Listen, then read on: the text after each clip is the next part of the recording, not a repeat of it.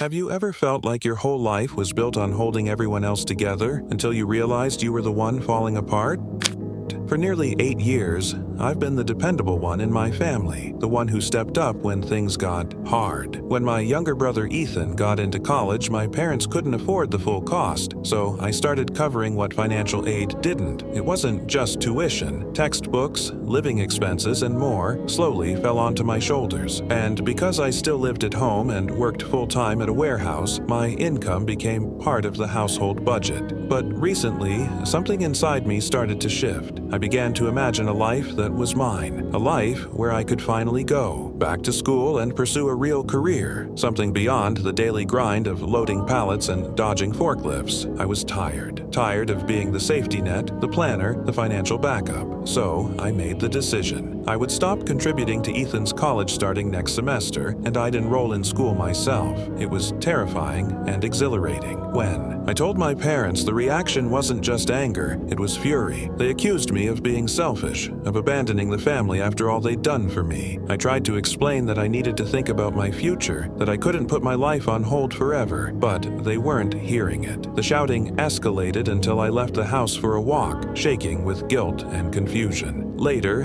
my brother, Ethan, reached out and asked to talk. I expected more of the same backlash, but instead, he surprised me. He said he understood. He didn't realize how much pressure I was under and admitted he'd been naive. He told me that he appreciated everything I'd done and that he'd try to find other ways to manage his expenses, grants, scholarships, maybe even a part-time job. That conversation gave me a sliver of peace. I posted about it online, updating the few friends and internet strangers who'd been supporting me. I said I'd probably post again in a few weeks once things settled down. I didn't expect to be back just 1 week later. When I got home from work today, my sister Ashley was waiting for me in the living room. That was odd. She's usually locked in her room watching TikToks or out with friends. She looked serious and upset. We went up to my room, and the second the door closed, she burst into tears. She begged me to reconsider my decision. She said Mom had been crying every day since our fight, and Dad was in a terrible mood, snapping at everyone, including her. She told me the house felt different now, heavy and tense. And then she said something that completely floored me. She told me Mom and Dad had been talking about selling the house. Apparently,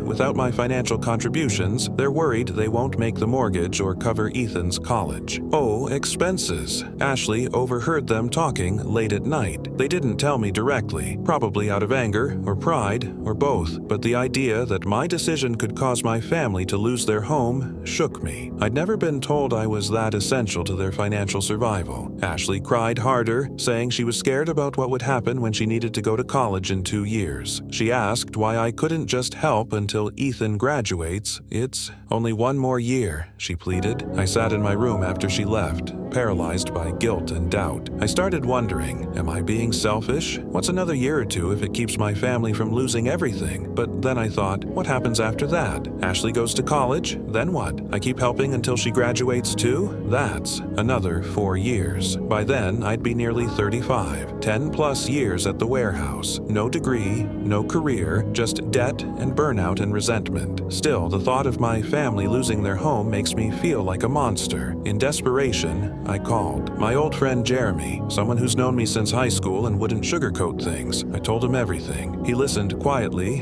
and then gave it to me straight. He said it sounded like my parents had built their lifestyle around my income without ever checking if I was okay with that. He said the guilt I was feeling wasn't mine. It was a tool being used to keep me in line. Healthy families, he said, don't expect one child to finance everyone else's future. They plan, they adjust, they communicate. Mine didn't. They just assumed I'd always be the fallback, the fixer. Jeremy also pointed out something that stung. My parents never asked me what I wanted. Not once. They didn't involve me in decisions about Ethan's or Ashley's education, the household finances, or the future. They just expected me to help, indefinitely. After that conversation, I felt a little more grounded, but I'm still torn. I don't want my family to suffer. I don't want Ashley to switch schools or Ethan to drop out. But I also don't want to sacrifice everything. My goals, my dreams, my life, just to keep everyone else afloat. For so long, I've defined myself by being the responsible one, the one who always shows up, the one who always says yes. But now, I'm learning that responsibility family doesn't mean self-erasure. It doesn't mean martyrdom. So,